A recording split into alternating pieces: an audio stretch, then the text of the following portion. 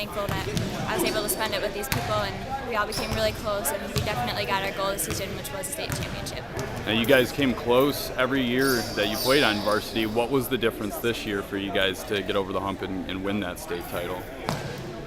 I just feel like we really wanted it, and we had experience from previous years, and our seniors really stepped up, and even our underclassmen did some really nice things for us in tournament play, and we just did the right things at the right time to move on. Now, you know, you're obviously a team player, but how does it feel to be named the best individual player in the area? It's definitely an honor. I mean, I know that you want to hear what I have to say, but I really give all the credit to my teammates and coaches. I mean, without them, I would be nothing. So. Can you talk about your plans for basketball in the future? You headed anywhere for college, and talk a little bit about that. Yep, I'm going to play at Bowling Green University. They're in the MAC, and I'm the only freshman coming in right now, so I think that'll be a kind of a tough thing to go into, but I know that the team will pick me up and bring me in with open arms, and I'm excited to be a part of their family. And I think the difference in the basketball speeds of the game will be much different. That'll be the biggest transition for me, but I think the team will help me, and I'll get used to it really quick.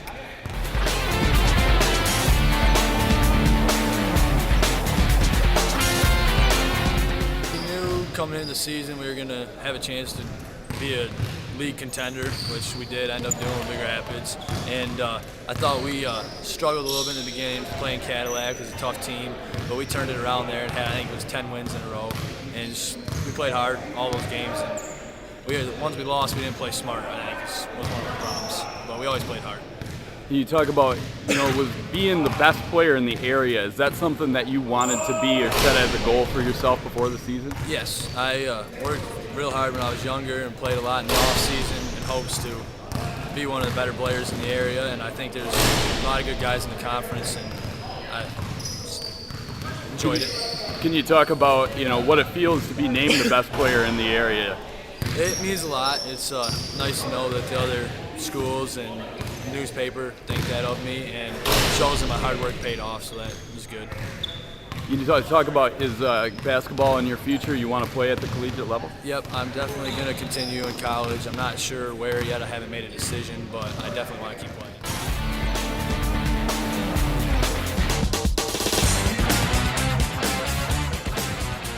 Developed a winning program. I've worked closely with Dawn, and we've been successful. She worked really hard at developing a feeder program and getting girls ready to play. So it was nice to be able to come into the season knowing that the girls had expectations to be successful, and so that made the transition easy. Knowing the kids the way that I did, I knew what they were capable of doing.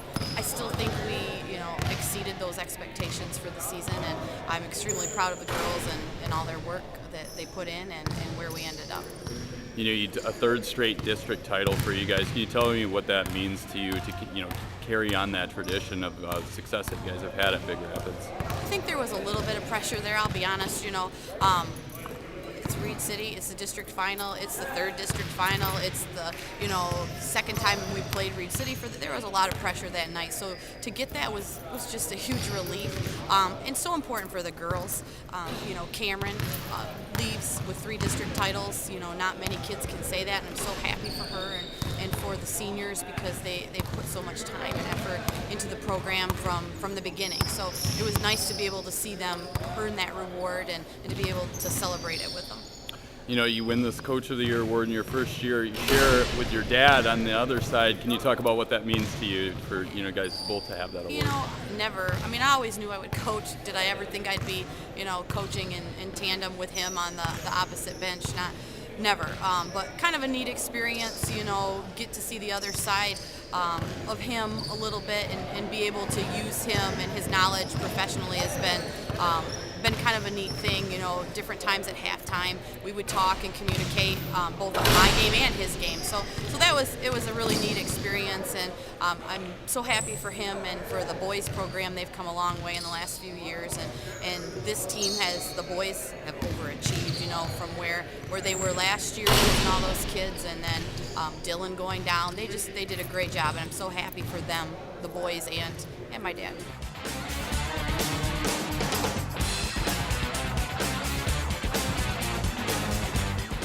Well, expectations don't change from year to year. You hope to be better at the end of the year than what you were at the middle. And this year was a little bit different. We know we lost 4 Division I athletes last year.